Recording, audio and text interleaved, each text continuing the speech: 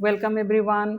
Mulang 4 ruled by Rahu, who are born on 4th, 13th, 22nd और 31st को पैदा होने वाले लोग। तो राहु के पास बॉडी नहीं है और राहु का सिर्फ दिमाग होता है। ऐसे लोग बहुत शार्प और बहुत ऑर्गेनाइज मिलेंगे। राहु फैक्टफुल है, लॉजिकल है, हार्ड वर्किंग है। दे आर वेरी इंटेलिजेंट, बहुत शार्प होते हैं, बहुत ऑर्गेनाइज्ड भी होते हैं। जो भी बहुत बड़े बड़े डिबेट होते हैं ना, तो मुलांग 4 वाले लोग उसको बहुत अच्छे से हैंडल कर पाते हैं।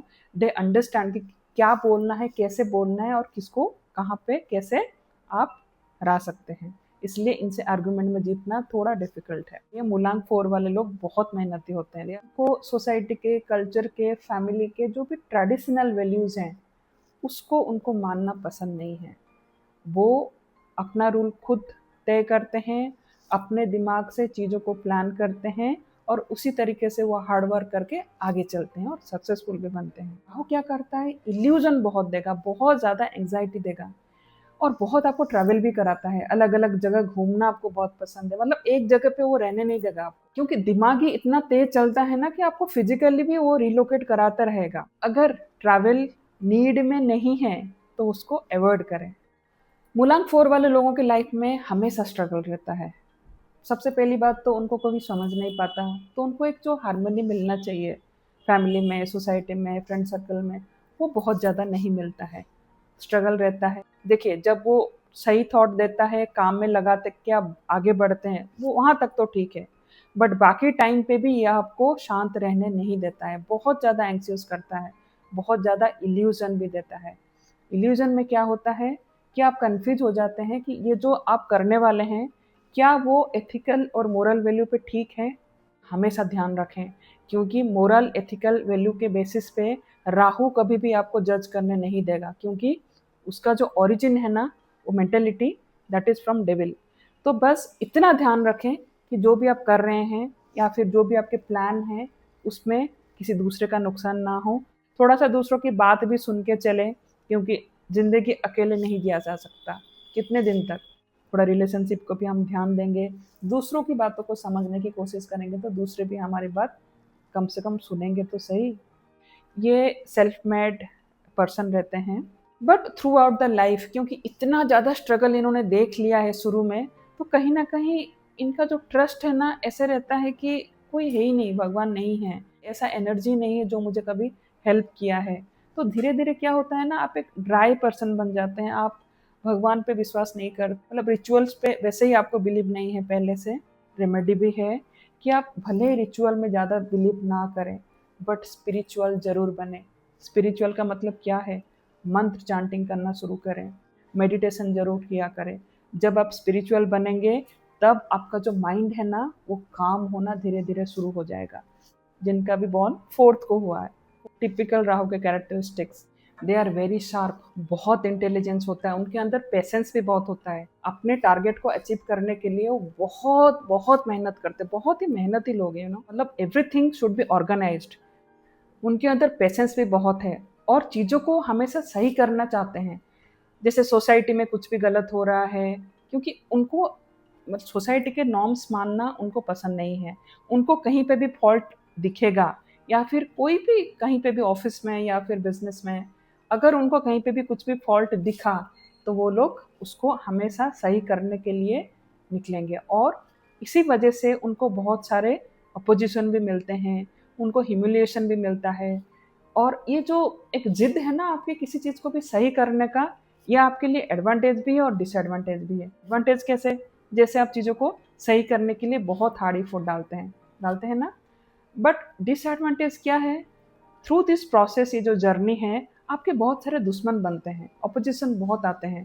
क्योंकि जो चीज़ ऑलरेडी ट्रेडिशन में है, वो कितना सही कितना गलत हम यहाँ पे डिस्कस नहीं कर रहे हैं, बट बिकॉज ऑफ दिस आपको लोग रिबेलियस मानते हैं।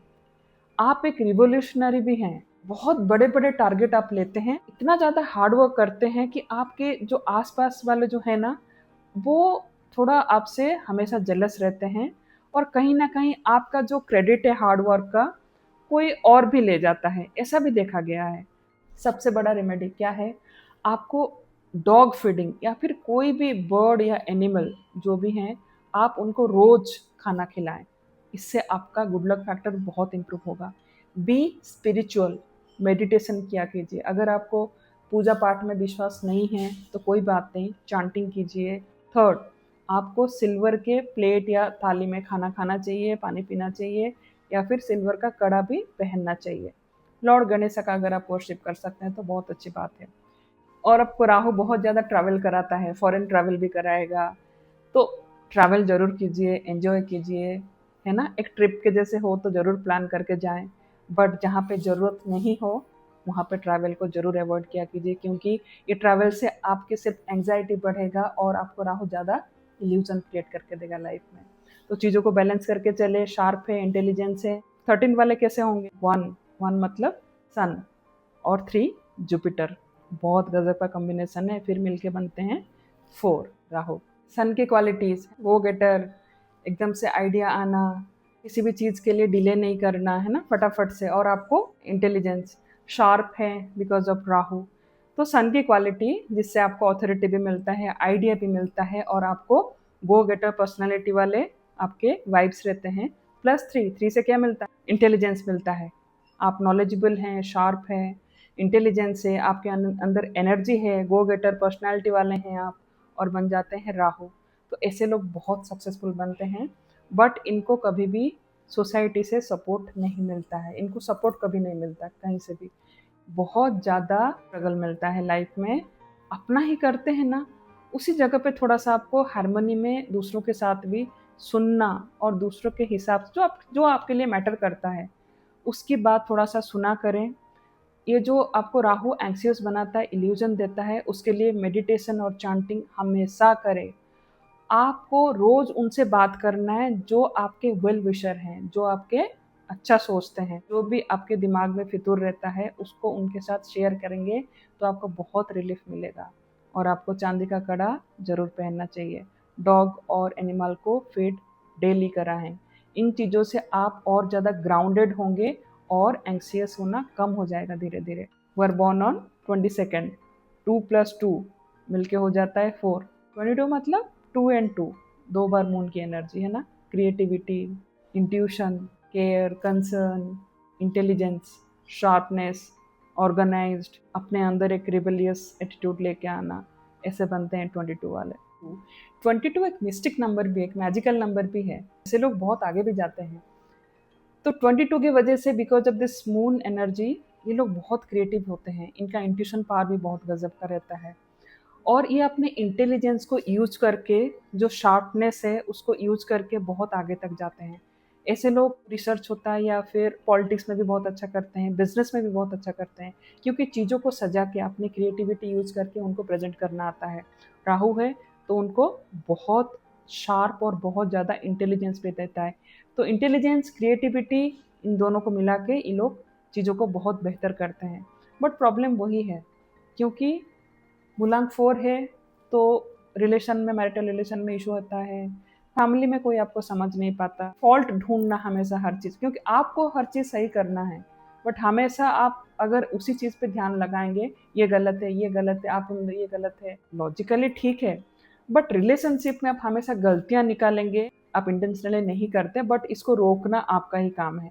हमेशा गलती को फाइंड आउट ना करें। वर्क लाइफ और एक फैमिली लाइफ को एकदम बैलेंस बना के चलें। जब फैमिली में रहें तो दूसरों की बातें ज़्यादा सुना करें, है ना, दूसरों की बातों को ज़्यादा इम्पोर्टेंस भी दिया करें, क्योंकि आपको हार्मनी क्रिएट करना है। उनके लिए रिमेडी भी वही है, बिकॉज ऑफ दिस एंक्सियसनेस इल्यूजन जो राहु करता है, इनडिसिसिवनेस भी देगा 22 वालों को। उसको ठीक करने के लिए मेडिटेशन, एवरी डे मेडिटेट। जितना ज़्यादा टाइम आप मेडिटेशन करके निकलेंगे घर से, आपका दिन उतना ही स्टेबल। सिल्वर की चीज़ें यूज करें। ग्रैटिट्यूड डायरी हमेशा लिखें, किस किस को थैंक यू बोलना चाहते हैं इस लाइफ में, पुराने जितने भी आपने अभी तक नहीं बोले हैं उस डायरी में लिखिए। आपको दूसरों की भी इम्पोर्टेंस समझ में आएगा, मुझे ऐसे करना है, यही सही है। ये चीज़ थोड़ा सा डाइल्यूट होगा, क्योंकि रिलेशनशिप में ये चीज़ें आपको रिबेलियस बनाता है, कोई आपको ना समझता है, ना आपके साथ आगे चल के बहुत टाइम तक चलना चाहेगा। इसको थोड़ा ठीक कीजिए। सब्सक्राइब करें और बेल बटन जरूर बताएं। 31, 3 भी एक एनर्जेटिक नंबर है और 1 भी एक एनर्जेटिक नंबर, दोनों मिलके आपको बनाते हैं राहु। 31 जो बॉर्न वाले होते हैं वो लोग बहुत इंटेलिजेंस, वेरी शार्प, बहुत विटी होते हैं। इनके आइडियाज इतने गजब के रहते हैं कि बाकी लोगों के दिमाग में उन चीज़ को आने में बहुत टाइम लग जाता है। जो सन की एनर्जी है और जुपिटर की एनर्जी, क्योंकि दोनों ही थोड़े से ना एनर्जेटिक प्लैनेट के फोर्स आपके अंदर होता है, इस वजह से राहु का जो है और ज़्यादा एंजाइटी भी क्रिएट होता है। आप हमेशा दूसरों को इतना इम्पोर्टेंस नहीं देते हैं कि अब आपको लगता है कि आप ही सही हैं या फिर आपके ही आइडिया सही हैं, और थोड़ा सा डोमिनेंस भी आ जाता है बिकॉज ऑफ वन, थोड़ा वो नेगेटिव कभी कभी हो जाता है। राहु है तो वैसे ही थोड़ा सा मिसअंडरस्टूड ही चलते हैं पूरे लाइफ में, सपोर्ट नहीं मिलता, रिलेशनशिप में भी इश्यूज रहता है। दोनों के दोनों जो प्लैनेट है, जुपिटर वन, उस वो काम के हिसाब से अच्छा है, आप बहुत ऊपर तक जाते हैं, बट कभी ना कभी जो डोमिनेंस नेचर है, हमेशा दूसरे में फॉल्ट फाइंड मत किया कीजिए, क्योंकि ये धीरे धीरे रिलेशनशिप को और ख़राब ही कर देगा। आपको इसका उल्टा करना प्रैक्टिस करना है। क्या? You learn to appreciate. आप अगर 100 बार किसी को अप्रिशिएट करेंगे और उसके बदले में कभी कभी 1-2 बार आप उसके अंदर फॉल्ट निकालेंगे, तो वो रिश्ता सुधरेगा। इवन इन फ्रेंड सर्कल आपको इस चीज़ का बहुत ध्यान रखना है, क्योंकि सभी को हर टाइम पे ज्ञान लेना पसंद नहीं है। तो जब आप मौका लेते हैं अपनी बात बोलने का, तो सामने वाले को भी उतना ही मौका दीजिए, जो कि डिफ़िकल्ट है क्योंकि आपका नेचर ऐसा नहीं है।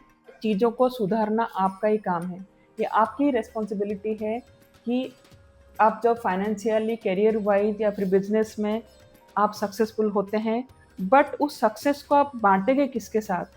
आपके फैमिली अगर आपके साथ नहीं है, क्योंकि अगर आप इसको नहीं ठीक करेंगे तो सेकेंड हाफ वाला जो एज है ना, उसके बाद आप अकेले ही रहेंगे, फिर कोई इतना इफोर्ट भी नहीं डालेगा पास आने का।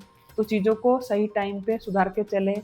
आप करियर में, जॉब में, बिजनेस में, पॉलिटिक्स में बहुत सक्सेस रहते हैं because of this sharp mind, out of box thinking, intelligence, वो जो आपके अंदर एक भूख है आगे बढ़ने का। बट कहीं ना कहीं रिलेशनशिप में जस्ट इसका उल्टा भी कीजिए, थोड़ा दिल ज़्यादा यूज़ कीजिए, थोड़ा दूसरे को इम्पोर्टेंस ज़्यादा दीजिए, है ना, क्योंकि ये भी उतना ही इम्पोर्टेंट रहता है लाइफ में। आप खुशी किसके साथ बांटेंगे, उसको पहले से प्यार से अपने साथ रख के चलें। मूलांक 4 वाले लोग बहुत सक्सेसफुल रहते हैं, और राहु का नंबर है करके बहुत सारे लोगों को ऐसा लगता है कि एक अनलकी नंबर है। ऐसा कुछ अनलकी नंबर नहीं है, वो एक छाया ग्रह है, तो उसके पॉजिटिव है और नेगेटिव है। पॉजिटिव नेगेटिव तो सारे ही नंबर्स के साथ रहते हैं। अगर आपको ज़्यादा इशू होता है और या फिर आपको लाइफ में और जल्दी ग्रो करना है, जो नंबर दिया है इस पर आप कॉल कीजिए, कंसल्टेशन लीजिए। बहुत सिंपल सिंपल रेमेडी के साथ हम लोग एस्ट्रोलॉजी भी देखते हैं, पामिस्ट्री भी करते हैं, वास्तु, न्यूमरोलॉजी, चारों चीज़ों को मिला के बहुत बढ़िया और बेस्ट रेमेडी की रिपोर्ट आपको बना के देंगे। चलते हैं वीडियो के most awaited part. Lucky number है 7156 और लकी कलर है वाइट एंड ग्रीन। सारे के सारे डार्क कलर अवॉइड करना है, ब्लैक तो बिल्कुल भी नहीं, रेड भी नहीं यूज करना है। वो ग्रीन 4, 8, 2 एंड 9 ऐसे मूलांक वालों के साथ लॉन्ग टर्म रिलेशनशिप या फिर मैरिज में थोड़ा सा आपको बच के रहना चाहिए। बाकी दोस्ती यारी में इतना कोई इशू नहीं है।